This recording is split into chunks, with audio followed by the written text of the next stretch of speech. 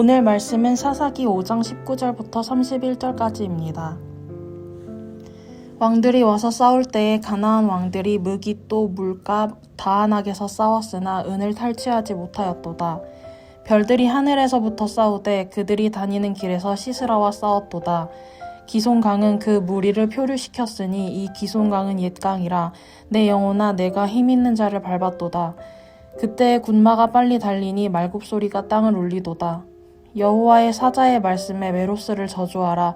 너희가 거듭거듭 그 주민들을 저주할 것은 그들이 와서 여호와를 돕지 아니하며 여호와를 도와 용사를 치지 아니함이니라 하시도다. 겐사람 헤벨의 아내 야엘은 다른 여인들보다 복을 받을 것이니 장막에 있는 여인들보다 더욱 복을 받을 것이로다.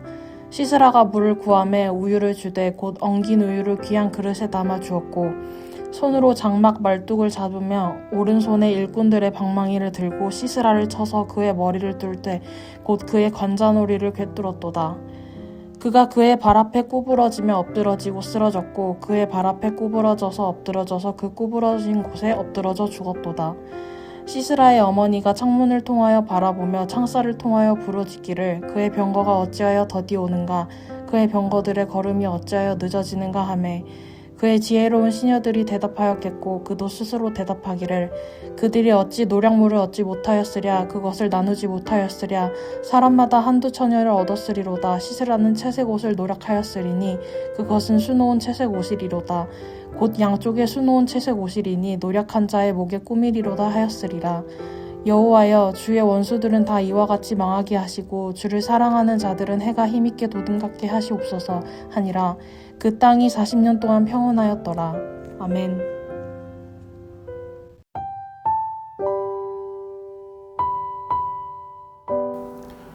미국에서 남북 전쟁이 한창일 때 한 병사가 링컨 대통령에게 이렇게 말했다고 합니다.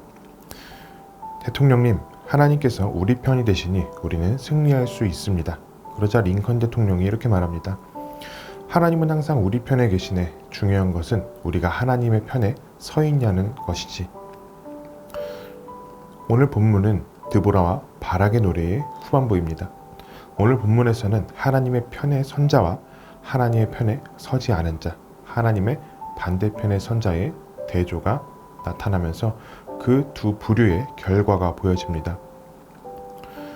먼저 본문은 하나님의 반대편의 선자에 대해서 얘기합니다. 그들은 하솔 왕 야빈의 편에서 이스라엘을 대적한 모든 왕들과 사람들을 의미합니다. 그런데 그들의 결과는 처참했습니다. 20절은 별들이 하늘에서부터 싸우되 라고 말합니다.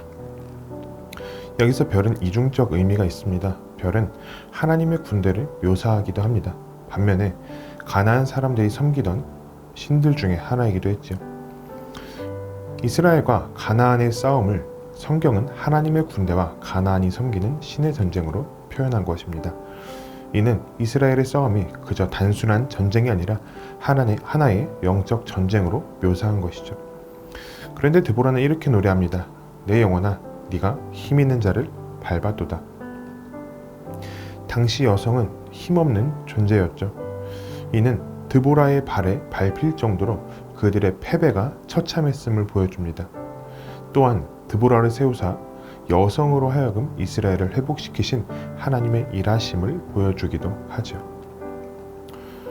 본문에서 하나님의 반대편의 선자는 또 나옵니다. 23절에 나오는 메로스입니다. 여호와의 사자의 말씀에 메로스를 저주하라. 너희가 거듭거듭 그 주민들을 저주할 것은 그들이 와서 여호와를 돕지 아니하며 여호와를 도와 용사를 치지 아니함이니라 하시도다. 메로스라는 말은 성경에서 이곳밖에 등장하지 않습니다. 그래서 정확한 정보를 알 수 없지만 한 가지는 확실하게 알 수 있죠. 이스라엘이 전쟁 중에 있을 때 메로스는 이스라엘을 도울 만한 힘이 있었음에도 돕지 않았다는 것입니다. 그런데 성경은 그들이 이스라엘을 돕지 않은 것이 아니라 여호와를 돕지 않았다고 말합니다. 그 결과 그들은 거듭하여 저주를 받는 자들이 됩니다. 하나님을 대적하는 자의 결과는 결국 처참한 패배와 저주뿐입니다. 그러면 하나님의 편에 서려고 하는 자는 어떨까요? 23절에서는 메로스를 저주하라는 말을 한 뒤에 24절에 곧바로 겐 사람 헤벨의 아내 야엘은 다른 여인들보다 복을 받을 것이니 라며 복을 선포합니다. 야엘은 시스라를 죽인 영웅이죠. 이는 하나님의 편에 선 자, 하나님과 함께한 자의 모습을 보여줍니다. 하나님과 함께한 자는 하나님의 능력을 힘입어 원수를 능히 이길 만한 힘을 갖게 됩니다. 시스라는 야빈의 군대 장관이었죠. 그러나 그 군대 장관이 한 여인의 손에 죽임을 당합니다. 이것은 하나님과 함께한 자와 하나님의 반대편에 선 자의 대조와 그 결과를 보여줍니다. 그러면서 드보라의 노래는 결론에서 주의 원수들에 대한 기도와 주를 사랑하는 자들에 대한 기도로 마칩니다. 그 기도는 원수들이 이와 같이 망하게 해달라는 것과 주를 사랑하는 자들은 해가 힘있게 도듬갑게 해달라는 기도입니다. 원수를 망하게 해달라는 기도는 원수도 사랑하라는 성경의 가르침과 상충되는 것처럼 보입니다. 그러나 원수를 망하게 해달라는 이 기도는 시편에서도 자주 다른 표현으로 등장하죠. 이 기도, 원수를 망하게 해달라는 이 기도는 사실 하나님께서 하실 일을 시행해달라는 그런 기도와 같습니다. 하나님은 악을 심판하시는 정의로운 분이시기 때문입니다. 여기서 주목할 것은 원수를 사랑하는 것은 예수님께서 우리에게 하신 명령이지만 원수를 심판한다는 것은 오직 하나님께만 있음을 우리가 알아야 합니다. 그러므로 우리는 하나님의 정의가 실현되기를 갈망함과 동시에 예수님께서 말씀하신 원수 사랑하기를 실천해야 합니다. 그러나 주를 사랑하면서 이를 실천하기 위해 주의 편에 있는 자들은 해가 힘있게 도든같이 될 것입니다. 말씀을 기억하면서 두 가지 적용을 하고자 합니다. 첫째는 하나님 편에 서 있어야 합니다. 하나님 편에 서 있는다는 것은 무엇을 의미할까요? 우리는 당연히 하나님의 원수가 되고 싶지는 않습니다. 그러나 메로스의 경우를 한번 생각해 봅시다. 그들은 중립을 유지했습니다. 그러나 성경은 그들이 하나님의 편에 서 있지 않았다고 말합니다. 이스라엘과 가나안의 전쟁을 영적 전쟁으로 묘사했을 때 메로스의 그 상황을 우리에게 대입해 본다면 나의 현실에 있는 영적 전쟁에서 우리는 때로는 침묵함으로써 중립을 유지할 수 있습니다. 그러나 우리는 애매하게 하나님의 편에 서 있어서는 안 되고 적극적으로 하나님의 편에 서 있는 그리스도인이 되어야 합니다.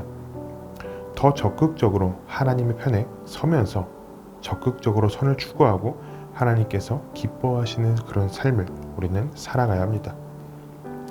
둘째는 우리에게 새 힘을 주실 하나님을 바라봅시다. 하나님께서는 하나님을 사랑하는 자들에게 해가 힘있게 떠오름같이 하실 것입니다. 해의 떠오름을 그 어느 누구도 막을 수는 없지요. 하나님께서는 하나님을 사랑하는 자들을 하나님 자신의 영광에 참여하게 해주셔서 아무도 막을 수 없는 그 영광을 누리게 하실 것입니다. 그러므로 오늘 하루 다양한 이유와 다양한 사람들로 인해 힘든 삶을 보낼지라도 우리에게 새 힘을 주실 그 하나님을 바라보면서 하나님의 은혜를 구하시기를, 그리고 적극적으로 하나님의 편에 서 있으시기를 바랍니다. 말씀을 생각하며 함께 기도하겠습니다.